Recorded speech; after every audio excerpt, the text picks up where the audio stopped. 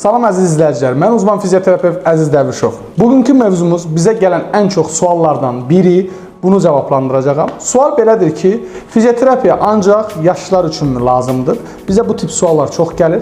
Burada vurğulamaq istəyirəm ki, fizioterapiya tibbin bütün sahələri ilə birlikdə çalışır.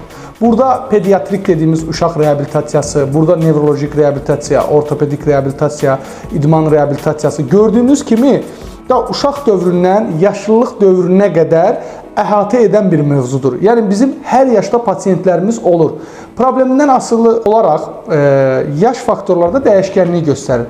Elə xəstəmiz var 60-70 yaşında gəlir geriatrik reabilitasiya, yəni yaşlıların reabilitasiyası, ümumi əzələ tonusu artsın, o hərəkət açıqlıqları, limitasiyaları aradan götürülsün. Elə uşaqlar var 9-10 yaşında skalyoz diaqnozu ilə bizə müraciət edir. Biz bu uşaqlarda şiroterapiya tətbiq edirik.